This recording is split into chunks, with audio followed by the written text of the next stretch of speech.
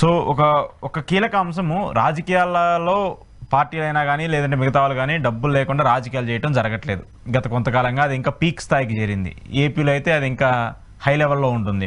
కానీ ఇప్పుడు అధికారంలో వచ్చినటువంటి పార్టీల మీద మా దగ్గర టికెట్లు ఇప్పిస్తామని ఇన్ని కోట్లు తీసుకున్నారు, లేదంటే వాళ్ళు అన్ని కోట్లు తీసుకున్నారని చెప్పేసి కొన్ని సెంట్రిక్ నియోజకవర్గాలు టార్గెట్గా జరుగుతున్నటువంటి రాజకీయాన్ని ఎలా చూడాలి? ఏదో సెంట్రిక్గా జరుగుతున్న దానికన్నా ఇంకా 173 నియోజకవర్గాల యొక్క కోట్ల లెక్కలు ఎప్పుడు తేలితాయని కోణంలో నేను చూస్తున్నా. ఒకటి తిరువురు, ఇంకోటి కోడుమూరు.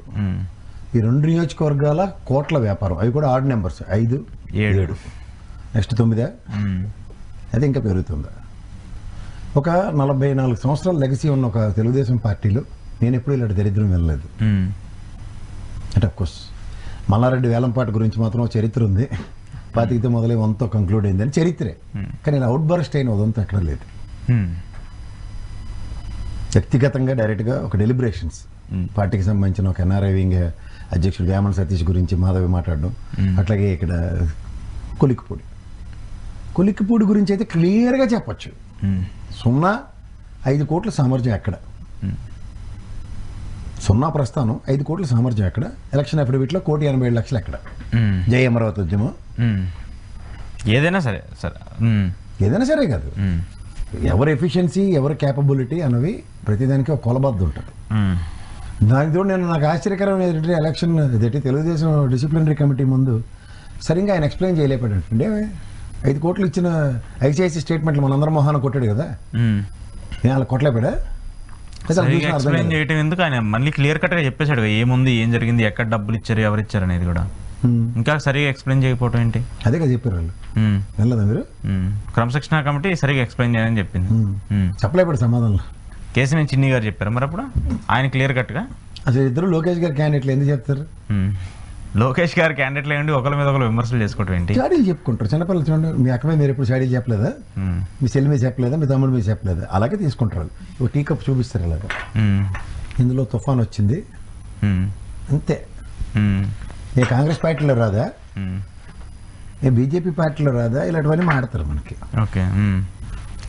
సో పాపం ఇప్పుడు ఆ బాధితురాలు బయటకు వచ్చి నేను 7 కోట్లు ఇచ్చానని చెప్పేసి పూర్తి ఆధారాలతో బయటకు వచ్చింది. శ్రవణ్ ఆయన కూడా ఏదో పాపం పోరాటం చేస్తున్నాడు, మద్దతు ఇస్తున్నాడు, ఈ మహిళకు అన్యాయం జరిగిందని చెప్పేసి దాన్ని పక్కన పెట్టేసి దీన్ని రాజకీయం చేసే విధంగా ఆ బాధితురాలకి న్యాయం చేయండి రా బాబు అంటే ఆమె మీద ఆరోపణలు ఎందుకు వస్తున్నాయి? వస్తాయి.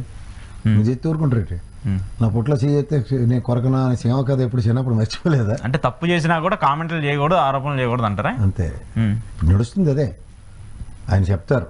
కానీ ఆచరించడం సినిమా డైలాగ్ ఉంటుంది చూడు, అలాగా ఈ ప్రభుత్వంలో వాళ్ళు ఏం చేసినా మేము మోనార్క్లో 124 మాది స్ట్రైక్ రేటు 98%, ఇవి చెప్తారు. 21 గెలిచిన పవన్ కళ్యాణ్, ఇవి చెప్పాలి, ఏం కొత్తగా ఏం మాట్లాడరు.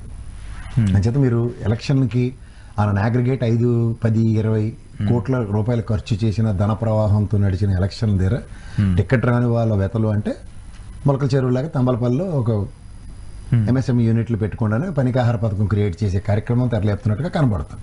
ఓకే, కొత్తగా ఏం కనబడట్లేదు నాకు. అంటే యూనిట్లు కాదు, ఇది అన్ని పార్టీకి నష్టం కదా. ఇప్పుడు కార్యకర్తలందరూ బయటకు వచ్చి అవుట్ బర్స్ట్ అయితే వాళ్ళు ఎలా నష్టం లాభం వాళ్ళ బేరీ చేసుకుంటే ఒకప్పుడు తెలుగుదేశం గురించి చెప్పండి, ఇప్పుడు అదేం కనబడట్లేదు నాకేమి. ఓకే, అయితే ఇప్పుడు మీకు ఒకటి గుర్తుంచుకోండి, క్రైసిస్ మేనేజ్మెంట్లో చంద్రబాబు గారు మించిన ఏం లేరు అని మనం ఇప్పటిదాకా విన్నాం కదా.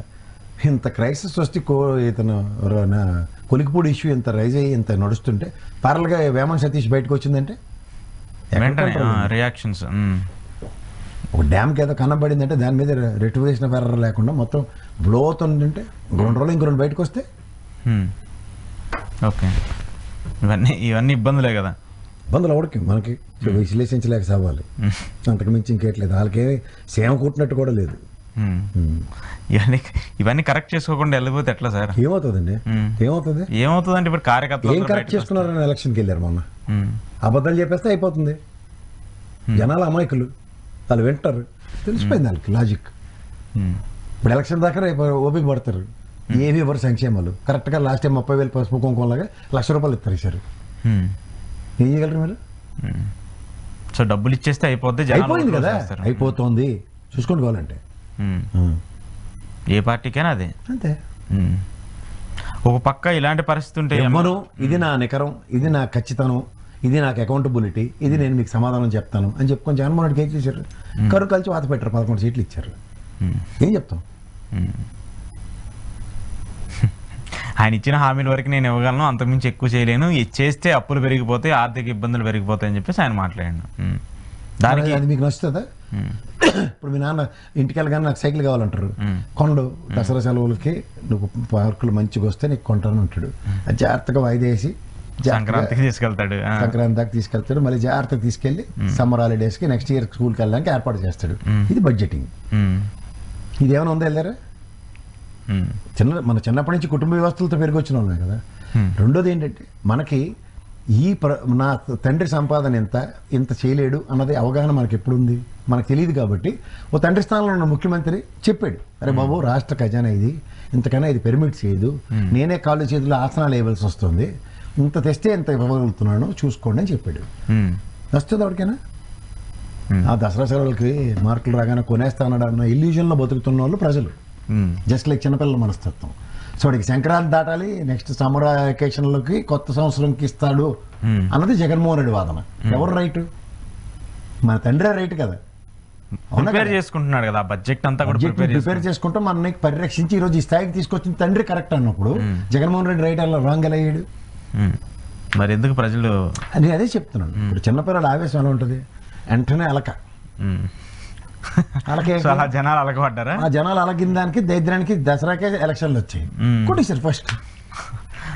వెళ్ళినాయి కదా ఆ రోజు నీకు.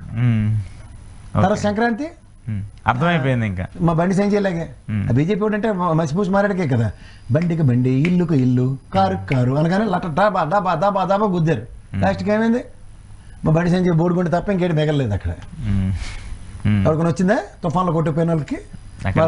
సావాసం చేస్తే తెలుగుదేశం వాళ్ళు అదే పని చేస్తారా, ఇంకో పని చేస్తారా? అదే జరుగుతుంది ప్రజలు.